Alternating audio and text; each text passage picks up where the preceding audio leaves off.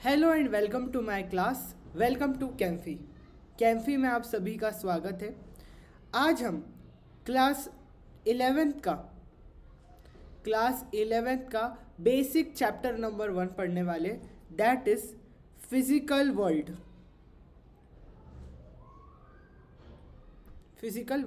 तो हम स्टार्ट करते हैं। मेरा नाम है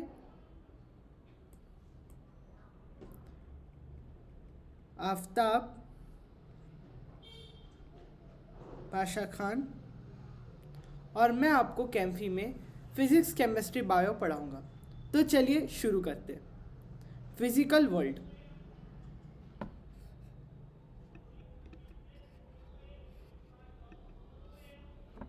फिजिकल वर्ल्ड। आज हम फिजिक्स का क्लास 11th का पहले चैप्टर से स्टार्ट करने वाले हैं और ये चैप्टर सबसे बेसिक चैप्टर है। जब भी मैं ये चैप्टर को पढ़ता हूँ तो मैं बस यही कहता हूँ कि ये चैप्टर जो है ना रटने वाला चैप्टर है, ना ही ये रटने वाला भी नहीं है, ना ये समझने वाला है। ये जो चैप्टर है ये बातों का चैप्टर है। ये एक ऐसा चैप्टर है जिसमें हम बात करेंगे कि हम इस पूरी इंटायर जर्नी ऑफ फिज़िक्स में क्या क्या पढ़ने वाले हैं, किस किस तरह के फैक्ट्स से हमारा सामना होगा, हम किस तरह से फिज़िक्स के साथ डील करेंगे, इसका एक ओवरव्यू हम इस चैप्टर से पढ़ते हैं। ठीक है, ना ये समझने का ना रटने का, ये बातों का चैप्टर है। बस हम एक डिस्कस करने वाले हैं। ठीक है, तो स्टार्ट करते हैं व्हाट इज़ फिज़िक्स से। So what is physics? जो फिज़िक्स है उसे जानने से पहले हमें ये जानना पड़ेगा कि साइंस क्या होता है। फिज़िक्स को जानने से पहले हमें ये समझना पड़ेगा कि साइंस क्या होता है। आइए देख लेते हैं साइंस क्या होता है। जो साइंस है, the word science originates from the Latin word साइंटियाना। ओके, साइंटियाना का मतलब होता है to know. What does it mean? It means to know. इसका मतलब होता है किसी चीज़ को जानना। ठीक है, और हाँ, आपको जो नोट्स है, जितने भी नोट्स है, आपको डिस्क्रिप्शन में दिए हुए लिंक पे क्लिक करना है। टेलीग्राम लिंक पे आपको कैम्फी का चैनल ज्वाइन करना है और वहाँ से आपको सारे नोट्स मिल जाएंगे। सो हम देखते हैं साइंस के बारे में। साइन जो है लैटिन वर्ड से आया, साइंटियाना। साइंटियाना का मतलब होता है टू नो, किसी चीज़ को जानना, साइंस। आज के बाद अगर कोई पूछे साइंस क्या है, साइंस का मतलब ही होता है टू नो, किसी चीज़ के बारे में जानना होता है साइंस। साइंस को हम संस्कृत में विज्ञान कहते हैं, अरेबिक में इल्म कहते हैं, जिसका सिमिलर मतलब होता है नॉलेज। ठीक है, ये हो गया हमारा साइंस। अब हम आ जाते हैं फिजिक्स में। Physics is the basic discipline in the category of natural science which also includes other disciplines like chemistry and physics। जो हम स्कूल में 10th तक पढ़ते आ रहे थे साइंस, जिसमें फिजिक्स, केमिस्ट्री, बायोलॉजी आता था, वो जो साइंस थी वो नेचुरल साइंस थी। अब नेचुरल साइंस, नेचुरल मतलब नेचर, हमारी कुदरत, और साइंसेस मतलब टू नो। तो हम जो हमारा साइंस था वो बेसिकली नेचुरल साइंस था। तो हम उस साइंस में नेचर के बारे में जानते थे। जैसे बायोलॉजी में हम ह्यूमन की बॉडी के बारे में जानते थे, फिर उसके फाइलोजेनेटिक रिलेशनशिप्स के बारे में जानते थे। जैसे केमिस्ट्री में हम नेचर में किस तरह की रिएक्शंस होती है वो जानते थे। फिज़िक्स में हम क्या जानते थे? फिज़िकल फेनोमेना जैसे ग्रेविटी या इलेक्ट्रोस्टैटिक फोर्स, इलेक्ट्रोमैग्नेटिक फोर्स, ये सब चीज़ें। सो फिजिक्स नेचुरल साइंस का एक ब्रांच है, एक डिसिप्लिन है, कैटेगरी है, along with chemistry and biology. ठीक है, फिजिक्स जो है एक ग्रीक वर्ड से आया है जिसका मतलब ही होता है नेचर। ठीक है, संस्कृत में फिजिक्स को संस्कृत में भौतिकी कहते हैं। क्या कहते हैं? भौतिकी। ठीक है, अब फिजिक्स को जब हम पढ़ते हैं तो हम दो तरह से पढ़ सकते हैं फिजिक्स को। एक मेथड होता है हमारा यूनिफिकेशन और एक मेथड होता है हमारा रिडक्शन। एक एक से पढ़ेंगे। क्या है यूनिफिकेशन? यूनिफिकेशन क्या होता है? देखिए, यूनिफिकेशन का मतलब होता है, यूनी का मतलब होता है एक, यूनी मतलब वन, यूनाइटेड किंगडम, या United states of America. United, United का मतलब होता है एक। यूनिफिकेशन एक ऐसा मेथड है जिसमें हम कॉन्सेप्ट्स को यूनिफाइड करते हैं। मतलब क्या कि हम एक ही कॉन्सेप्ट से, सॉरी, हम यूनिफिकेशन में एक कॉन्सेप्ट से अलग अलग एक से ज़्यादा फेनोमेना को स्टडी करते हैं। जैसा हमारा एक कॉन्सेप्ट है लॉ ऑफ ग्रेविटेशन। सो अब हम लॉ ऑफ ग्रेविटेशन कहाँ लगा सकते हैं? देखो, जो न्यूटन्स के साथ हुआ था एक हादसा, जिसके बाद फिजिक्स की दुनिया ही बदल गई। The fall of an apple to the ground. जब न्यूटन एप्पल के पेड़ के नीचे बैठे थे, तो जैसे ये है हमारा पेड़ और ये है हमारे न्यूटन, ये बैठे हुए हैं, और यहाँ एक समुंदर है जहाँ से लहरें आ रही है, और यहाँ से जो है एक एप्पल इनके सर पे गिरा था। याद है आपको? बचपन से सुनते आ रहे हैं। तो ये जो एप्पल का गिरना है, ये एप्पल गिरा क्यों? Under the influence of gravity. Gravity की वजह से ये एप्पल जो है गिर गया। ठीक है, अब हम आ जाते हैं दूसरा फेनोमेना। दूसरा फेनोमेना हमारा जो है motion of the moon around earth. हमें पता है अर्थ के अराउंड जो है मून जो है वो रोटेट करता है कि नहीं, रिवॉल्व होता है। ओके, तो ये जो मून का अर्थ के अराउंड रिवॉल्यूशन है, रोटेशन है, रिवॉल्यूशन है, ये किसके कारण हो रहा है? क्यों मून इसके अराउंड घूम रहा है? ड्यू टू ग्रेविटी, है कि नहीं? Due to under the influence of gravity the motion of moon is around the earth. एक और फेनोमेना हम स्टडी कर सकते हैं, the motion of planets around sun. हमें पता है ये सन होता है हमारा सूरज, और इसके अराउंड जो होते हैं ऑर्बिट्स होते हैं, यहाँ हमारे प्लैनेट्स मूव करते हैं, मार्स, वीनस, अर्थ, जुपिटर। ऐसे नहीं करते एक ऑर्बिट में, फिर ये एक और, ऐसा समझ गए ना आप लोग? ठीक। और कौन से फेनोमेना एक्सप्लेन कर सकते हैं? बहुत सारे, जैसे एटम के अंदर होता है न्यूक्लियस, न्यूट्रॉन और प्रोटॉन। यहाँ इलेक्ट्रॉन रिवॉल्व करते हैं अपने अपने ऑर्बिट में, है कि नहीं? ये क्यों होता है? ये ग्रेविटी की वजह से नहीं होता है ये वाला कॉन्सेप्ट। ये किससे होता है? Electrostatic force of attraction and repulsion से। लेकिन ग्रेविटी वाला कॉन्सेप्ट हमारा ये तीन है जो हमारे एनसीईआरटी में दिया हुआ है। तो ये एप्पल गिर रहा है मून का अर्थ के अराउंड, या प्लैनेट्स का सन के अराउंड। तो ये जो तीन कॉन्सेप्ट है, ये जो तीन फेनामेना है, ये तीन प्रैक्टिकल्स है, हम ये एक ही कॉन्सेप्ट की मदद से लगा सकते हैं कि यहाँ पे कौन सा कॉन्सेप्ट लग रहा है? Law of gravity. यहाँ कौन सा कॉन्सेप्ट लग रहा है? Law of gravity. यहाँ कौन सा कॉन्सेप्ट लग रहा है? Law of gravity. सिंपल। अच्छा, और कौन सा, एक और कोई एग्जाम्पल बताओ। जैसे इलेक्ट्रोमैग्नेटिज्म, क्लास 12th में हम पढ़ेंगे इलेक्ट्रोमैग्नेटिज्म। इससे हम दो फेनोमेना स्टडी कर सकते हैं, इलेक्ट्रिक और मैग्नेटिक।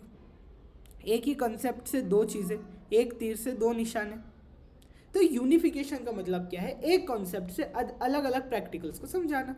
अब हम आ जाते हैं रिडक्शन पे। देखो, रिडक्शन क्या होता है? यूनिफाई मतलब एक कॉन्सेप्ट से अलग अलग प्रैक्टिकल को समझाना, फिर एक ही कॉन्सेप्ट को अलग अलग चीज़ों से समझाना। मतलब एक ही कॉन्सेप्ट को पढ़ना है तो उसको रिड्यूस करके पढ़ना है। ठीक है, एक कॉन्सेप्ट से अलग अलग प्रैक्टिकल, है कि नहीं? एक ही कॉन्सेप्ट को, मतलब हम क्या कर रहे हैं, एक ही प्रैक्टिकल को अलग अलग कॉन्सेप्ट से समझा रहे हैं। जैसे थर्मोडायनामिक में टेम्परेचर है, इंटरनल है, एंट्रोपी, मतलब हमने इस चीज़ को रिड्यूस कर दिया, है कि नहीं?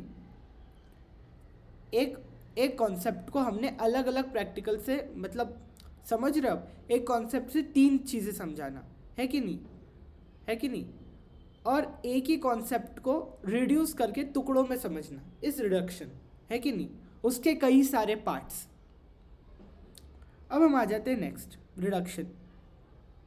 और इस चैप्टर से सिर्फ एक क्वेश्चन आएगा, नहीं तो वो भी नहीं आता है। ठीक है, सो ये बातों का चैप्टर है, इसको बहुत लाइट लेके चलना है, ज़्यादा टेंशन नहीं लेना है इसका। ठीक है, अब हम आ जाते हैं scope and excitement about physics. तो इसको हम थोड़ा सा नीचे ले लेते हैं।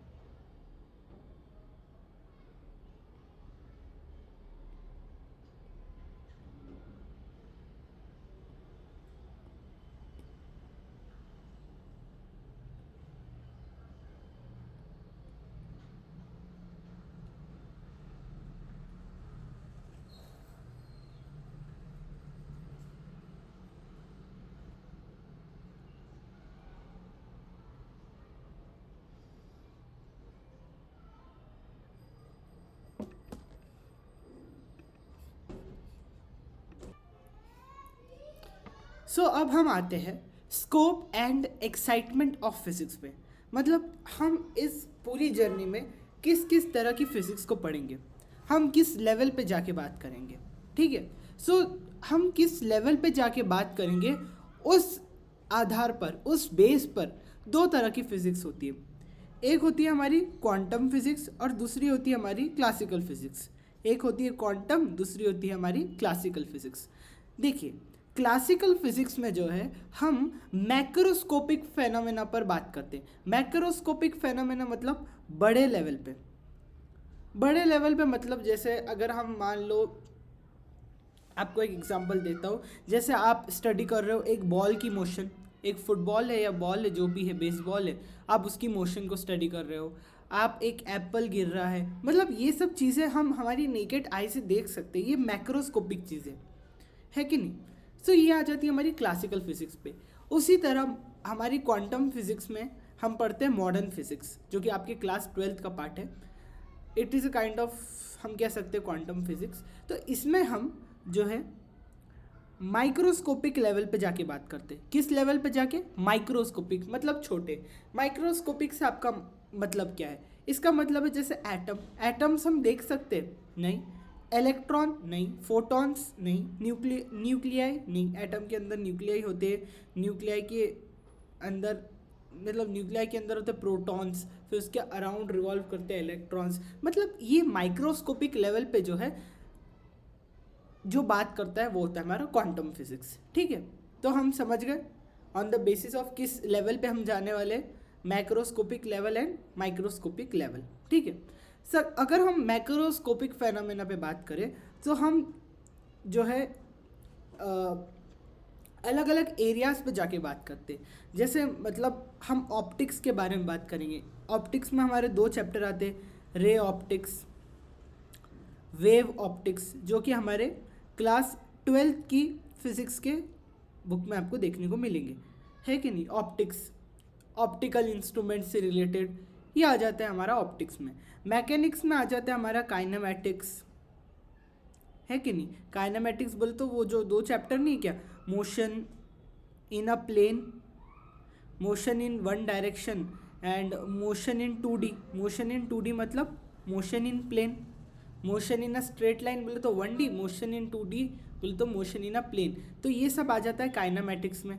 फिर मैकेनिक्स में हम और क्या पढ़ते हैं? हम पढ़ते हैं NLM, वर्क एनर्जी पावर। और क्या पढ़ते हैं हम मैकेनिक्स में? Rotational motion, rotational motion. और क्या पढ़ते हैं? ग्रेविटेशन,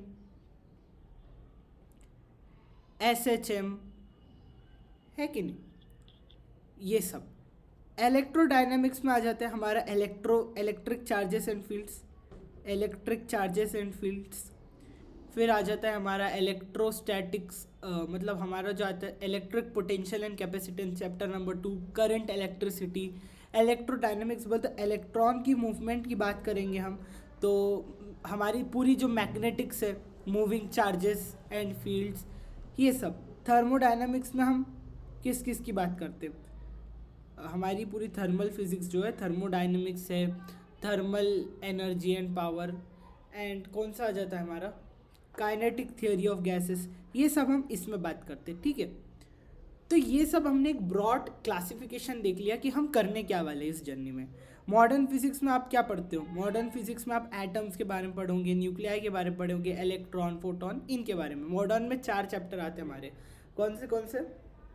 पहला आता है डुअल नेचर, फिर आ जाता है हमारा एटम्स, फिर उसके बाद कौन सा आता है हमारा? Atom, dual nature, semiconductors, then हमारा आ जाता है लॉजिक गेट्स। ये सब चीज़ें, ये सब आप पढ़ोगे। अब ये एक टेबल दिया है किसमें किसका योगदान है एंड ऑल, कंट्रीब्यूशन, डिस्कवरी। ये इतना इम्पॉर्टेंट नहीं है, लेकिन आपको पढ़ना है तो पढ़ सकते हैं, लेकिन ये अभी नहीं पढ़ना है क्योंकि आपकी स्टार्ट ऑफ द जर्नी है और ये चीज़ें अभी आपको समझ नहीं आएगी। जब आपकी पूरी फिजिक्स हो जाएंगी ना 12th 11th की, तब ये एक बार आप रीड मार लेना, ठीक है। तो ये टेबल आपकी नोट्स में प्रोवाइडेड है, आप गो थ्रू कर लेना कि कौन कहाँ से थे। और ये याद बिल्कुल नहीं करना है कि कौन कहाँ से थे, ये तो बिल्कुल भी याद नहीं करना है, ये नहीं पूछते आपसे, है कि नहीं। ये आपकी नॉलेज के लिए होना चाहिए, आपको पता, ठीक है। अब हम आ जाते हैं हमारे नेक्स्ट पॉइंट पे। आइए देखते हैं हमारे जो फंडामेंटल फोर्सेस है, जितने भी फंडामेंटल फोर्सेस है, फंडामेंटल फोर्सेस मतलब बेसिक फोर्सेस जो जिससे हम डे टू डे लाइफ में डील करते हैं। सबसे पहला फंडामेंटल फोर्स है हमारे पास ग्रेविटेशनल फोर्स। पहला फंडामेंटल फोर्स है हमारे पास ग्रेविटेशनल फोर्स। देखिए ग्रेविटेशनल फोर्स क्या होता है? The gravitational force is the force of mutual attraction between any two objects by virtue of their masses. It is a universal force. ऐसे दो object के बीच में लगेगा जिनके पास मास होगा, जैसे इन दोनों के बीच ऐसे दो ऑब्जेक्ट जिनके पास मास है, उन दोनों के बीच में ग्रेविटेशनल अट्रैक्शन लगेगा, म्यूचुअल ग्रेविटेशनल अट्रैक्शन लगेगा, ठीक है, जिन बॉडी के पास मास होगा। ये जो ग्रेविटेशनल फोर्स होता है ये यूनिवर्सल होता है। ग्रेविटेशनल फोर्स जो होता है वो यूनिवर्सल होता है। यूनिवर्सल बोले तो ये पूरे हमारे यूनिवर्स में मिलता है, हर जगह मिलेगा। जैसे जो हमारा हमने देखा था, planets are revolving around the sun, the moon is revolving around the earth, apple is falling from the tree to the ground, है कि नहीं? ये हर जगह मिलता है, यूनिवर्स में है। It place key role in large scale phenomena of the universe such as formation and evolution of stars, galaxies and galactic cluster। इन सब के बनने में भी इसका की रोल था, ये लार्ज स्केल पे लगता है। ग्रेविटेशनल फोर्स, जैसे मान लो हमारे पास एक मास बॉडी है m1 और दूसरी बॉडी है जिसका मास है m2 और दोनों ही सेपरेटेड है बाय डिस्टेंस ऑफ d, तो इनके बीच में फोर्स क्या लगेगा? हमें पता है, हम 10th पढ़े हैं, gravitational force is equal to G m1 m2 divided by D square. यही होता है हमारे पास, where G is the gravitational constant. So जो ये f है ये d से कैसे रिलेशन में? ये इन्वर्स रिलेशन में है, ये f d से इन्वर्स रिलेशन में है। सो इसी को हम इन्वर्स स्क्वायर लॉ कहते हैं, ठीक है, ओके। ये लॉन्ग रेंज फोर्स होता है, हमें पता है, ये हमेशा अट्रैक्टिव होता है नेचर में। Gravitational force can never be repulsive, it is always attractive in nature. ये जो ग्रेविटेशनल फोर्स होता है ये कंजर्वेटिव होता है, मतलब कि ये जो फोर्स है ये मैकेनिकल एनर्जी को कंजर्व करके रखती है। मैकेनिकल एनर्जी क्या होती है? पोटेंशियल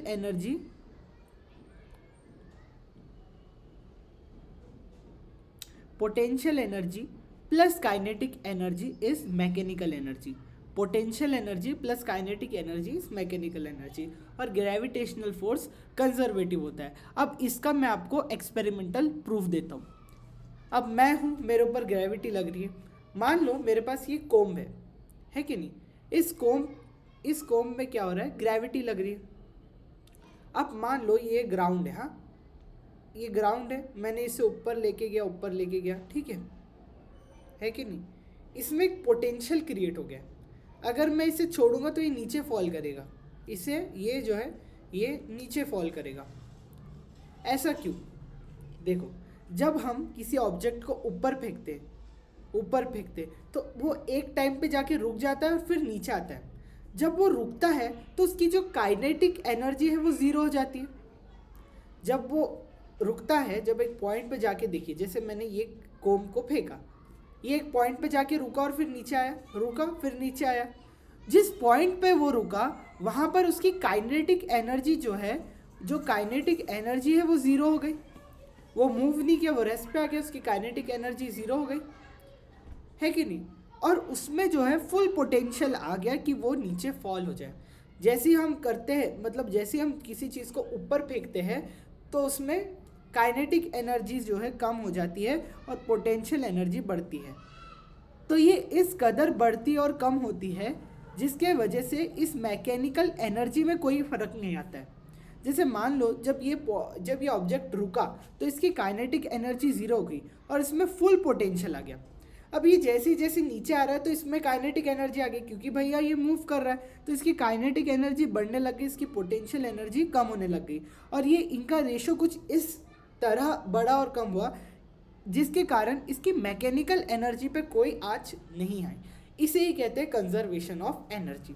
तो ग्रेविटेशनल फोर्स क्या मैकेनिकल एनर्जी को कंजर्व करता है? हाँ, अभी हमने देखा, इसको हमने उछाला, ये रुका, इसकी काइनेटिक एनर्जी जीरो हुई, इसमें फुल पोटेंशियल आ गया कि वो नीचे आए, है कि नहीं? ग्रेविटेशनल फोर्स वीकेस्ट फोर्स है। अब ग्रेविटेशनल फोर्स के कारण ही हम जो है इस अर्थ पे मूव कर पा रहे हैं, इस अर्थ पे हम मूव कर पा रहे हैं इसी ग्रेविटेशनल फोर्स की वजह से। ऐसा क्यों? ग्रेविटेशनल फोर्स हमें जो है अर्थ से बांध के रखता है, पर इतना भी कोई बांध के नहीं रखता है कि हम अर्थ से चिपक गए। जैसे दो हमारे मैग्नेट्स होते, उनमें भी तो अट्रैक्शन होती, वो लेकिन किस तरह से चिपक जाते एक दूसरे से, किस तरह से अट्रैक्ट हो जाते, एकदम टाइटली। लेकिन हम जो है अर्थ के साथ, अर्थ हमारे पे ग्रेविटेशनल फोर्स लगा रहा है, तो हम अर्थ से चिपक थोड़ी गए, हम मूव कर सकते हैं, हम फ्रीली थोड़ा सा। तो ये इतना भी कोई स्ट्रॉन्ग फोर्स नहीं है जिसके कारण वर्ष हम चिपक गए अर्थ से, है कि नहीं? हम मूव कर सकते हैं, है कि नहीं? We can move, we can able to fly, even birds fly कर सकती है कि नहीं? हम भी एरोप्लेन में जा सकते, मतलब ये इतना भी कोई स्ट्रॉन्ग फोर्स नहीं है, ठीक है?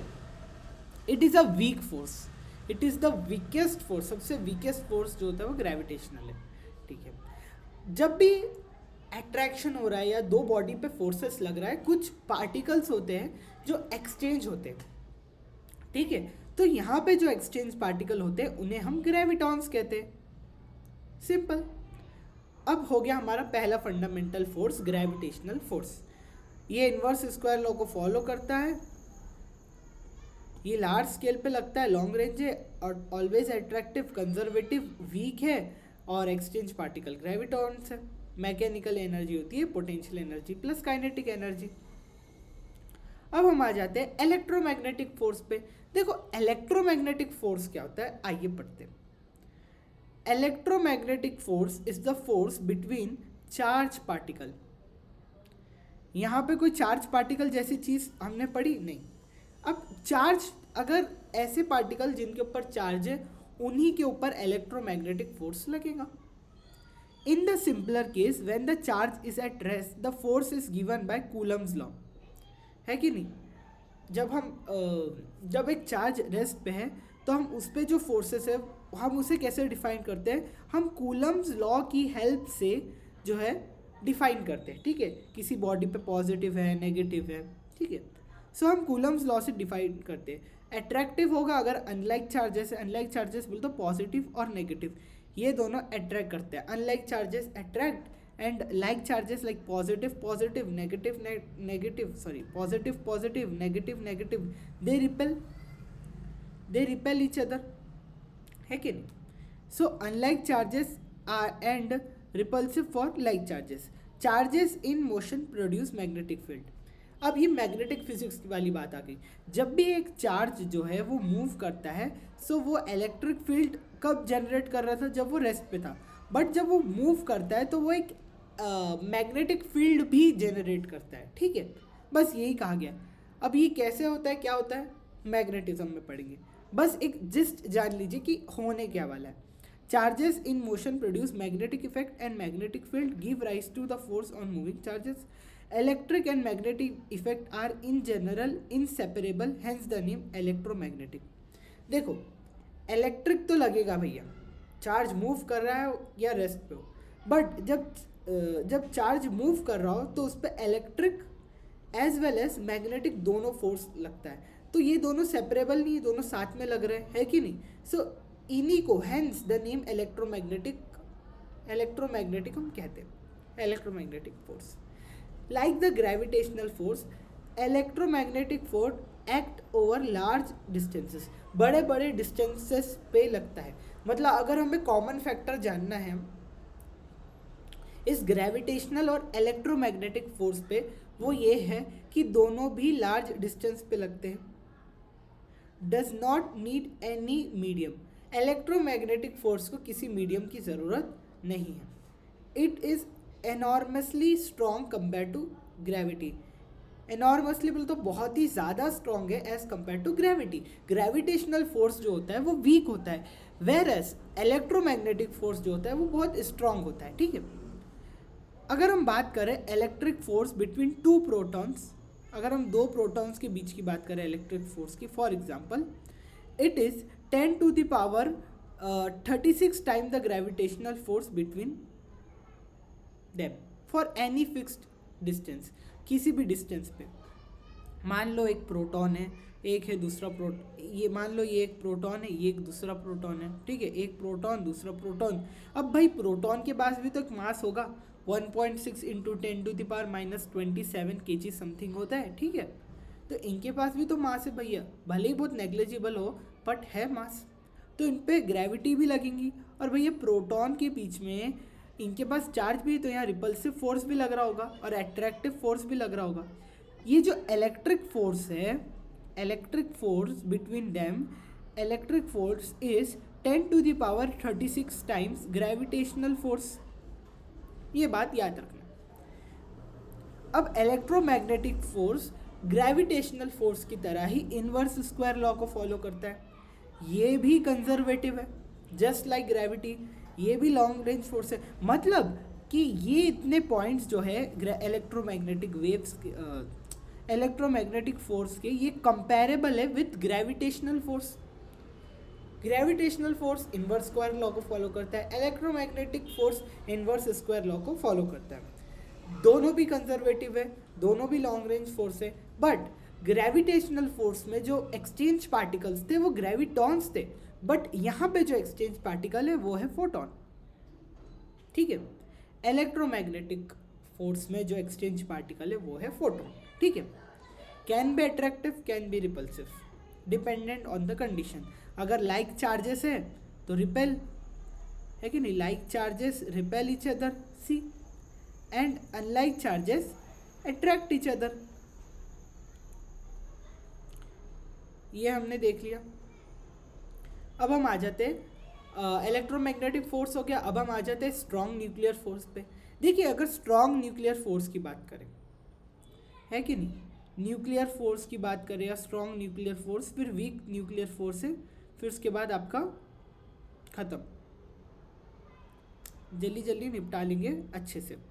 स्ट्रॉन्ग न्यूक्लियर फोर्स, देखो स्ट्रॉन्ग न्यूक्लियर फोर्स का काम क्या होता है, ये प्रोटॉन को न्यूट्रॉन को न्यूक्लियस के अंदर बाइंड करके रखता है। अब आपने 10वीं कक्षा तक सबने पढ़े, सबको पता है न्यूक्लियस होता है जिसमें न्यूट्रॉन और प्रोटॉन होते हैं, और यहाँ होते हैं ऑर्बिटल्स जहाँ इलेक्ट्रॉन्स जो है वो मूव करते हैं। अब न्यूक्लियस इतना छोटा सा है, अब ये प्रोटॉन और न्यूट्रॉन एक दूसरे को धक्का भी मारेंगे भैया, इतने छोटी सी जगह में प्रोटॉन और न्यूट्रॉन, तो ये कैसे हो रहा है, ये स्ट्रॉन्ग न्यूक्लियर फोर्स की वजह से हो रहा है। स्ट्रांगली प्रोटॉन और न्यूट्रॉन को बाइंड करके रखेगी स्ट्रॉन्ग न्यूक्लियर फोर्स, है कि नहीं।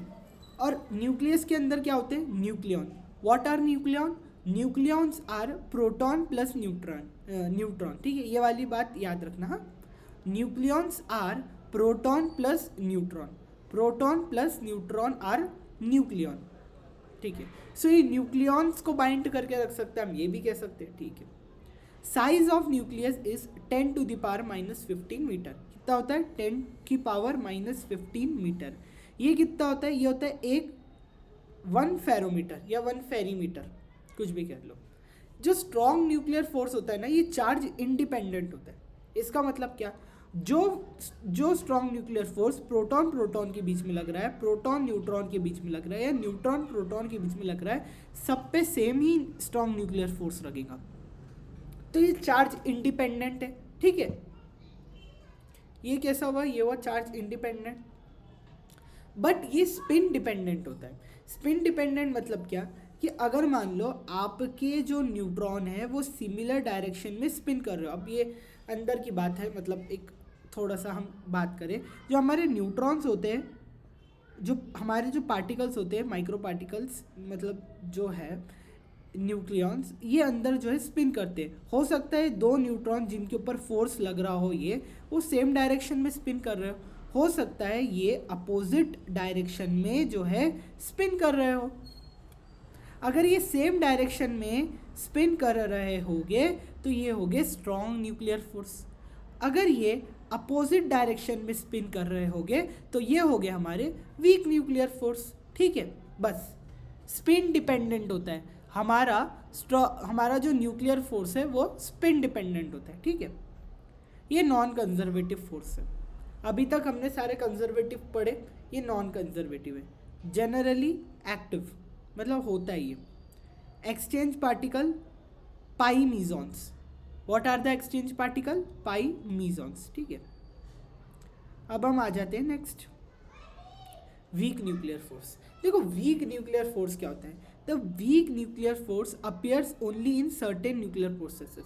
मतलब बेसिकली ज़्यादातर हर जगह क्या पाया जा रहा है? हमारा स्ट्रॉन्ग न्यूक्लियर फोर्स, लेकिन हमारे पास वीक न्यूक्लियर फोर्सेस भी है।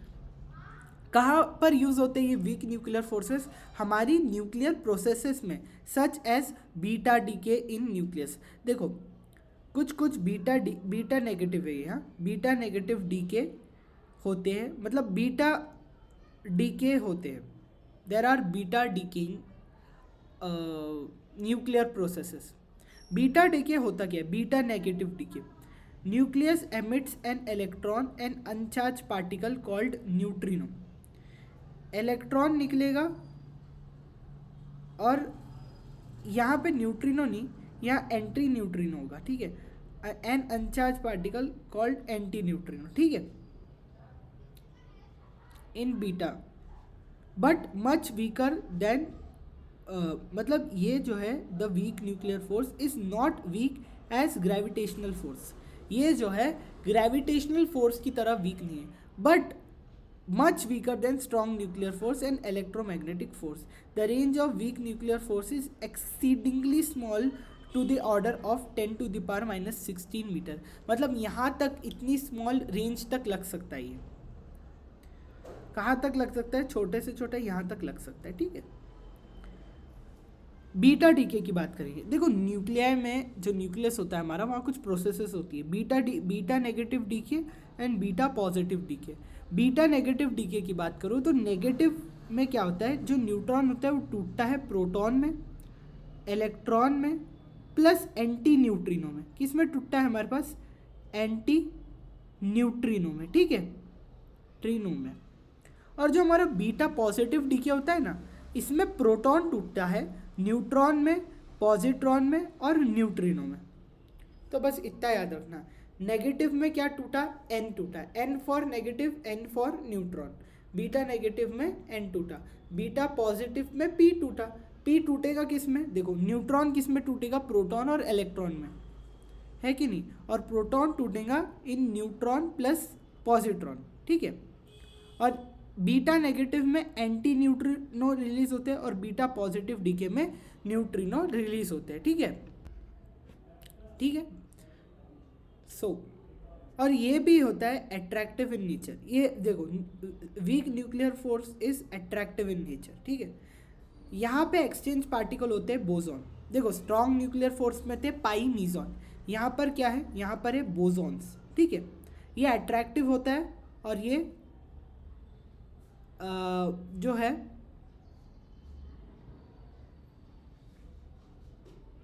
ये भी अट्रैक्टिव है, जनरली अट्रैक्टिव होगा ये भी। दोनों भी अट्रैक्टिव ही होते हैं। यहाँ एक्सचेंज पार्टिकल बोसॉन्स होते हैं।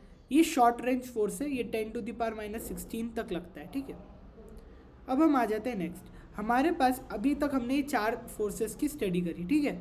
अब इन 4 फोर्सेस का कंपैरिजन देके रखा है।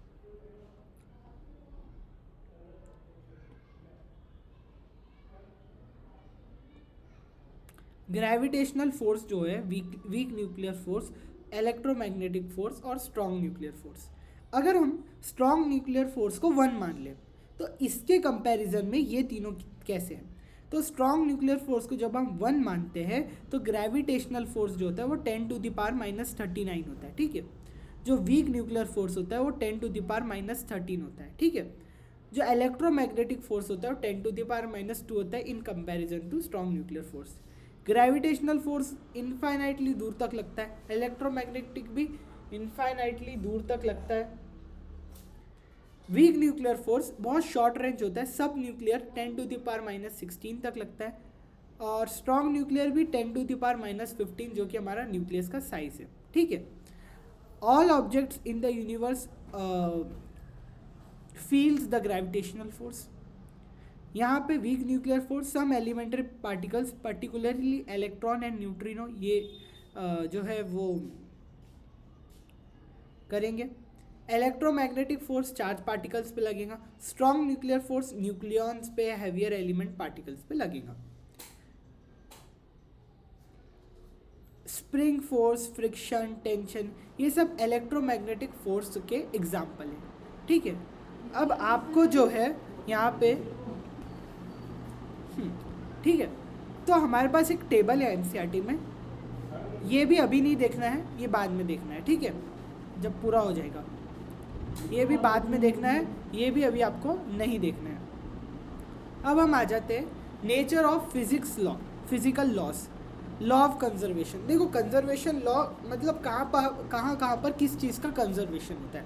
देखो अगर कोई बॉडी है, पहले इस पे आते हैं, अगर कोई बॉडी है, जैसे मान लो मेरे पास ये बॉडी है, जब तक इस पर कोई एक्सटर्नल फोर्स नहीं लगता है तब तक इसका लीनियर मोमेंटम कंजर्व होगा, है कि नहीं। अगर इस पर एक्सटर्नल फोर्स नहीं लगता है तो जब तक इस पर एक्सटर्नल फोर्स नहीं लगेगा इसका लीनियर मोमेंटम जो है वो कंजर्व होगा। क्या होगा? कंजर्व होगा। सो जब एक्सटर्नल फोर्स नहीं लग रहा है तो हमारा लीनियर मोमेंटम कंजर्व रहेगा।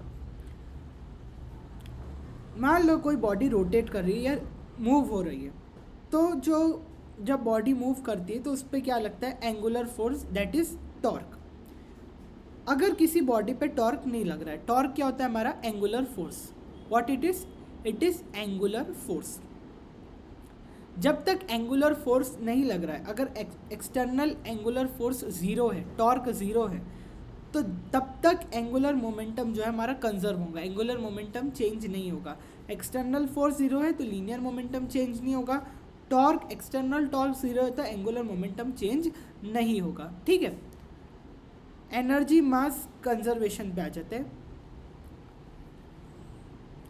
आप डुअल नेचर में पढ़ेंगे क्लास 12th में, जो जब भी ये हमारे ऐसे डुअल नेचर नहीं, आप न्यूक्लियाई में पढ़ेंगे, जब भी न्यूक्लियस का फॉर्मेशन होता है तो एनर्जी मास का कंजर्वेशन होगा उस केस में, बाइंडिंग एनर्जी, वो चीज़ पढ़ेंगे।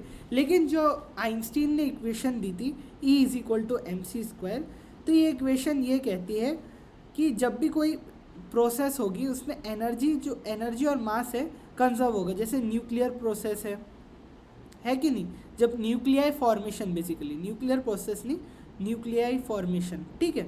सो एनर्जी मास कंजर्वेशन की इक्वेशन ये है। Charge is always conservative in nature, charge can neither be created nor can be destroyed, ये हम पढ़ेंगे। जैसे इसका एग्जांपल है पेयर प्रोडक्शन एंड पेयर एनिलिएशन। जब भी न्यूक्लियर रिएक्शंस में हमारी ये जो गामा रे होती है ना, जब गामा रे टूटती है तो हम उसे पेयर प्रोडक्शन कहते हैं। और पेयर एनिलिएशन मतलब जब गामा रे बनती है, एनिलिएशन गामा रे का बनना, पेयर प्रोडक्शन बोलते हैं गामा रे का टूटना। जब भी पेयर प्रोडक्शन होता है तो गामा रे टूटती है हमारे इलेक्ट्रॉन में और पॉजिट्रॉन में। किस में? इलेक्ट्रॉन में और पॉजिट्रॉन में। पेयर एनिलिएशन में क्या होता है? पॉजिट्रॉन और इलेक्ट्रॉन मिलके बनाते हैं हमारी गामा रे। इसी के साथ हमारा चैप्टर एंड होता है। आप इसकी समरी को पढ़ लीजिएगा क्योंकि समरी बहुत इंपॉर्टेंट होती है, एक बार आप इसको पढ़ लेना, ठीक है। इसी के साथ हमारी पहली फिजिक्स की क्लास एंड होती है, ठीक है। अब मिलते हैं आपसे अगली क्लास में, तब तक के लिए जय हिंद, जय भारत।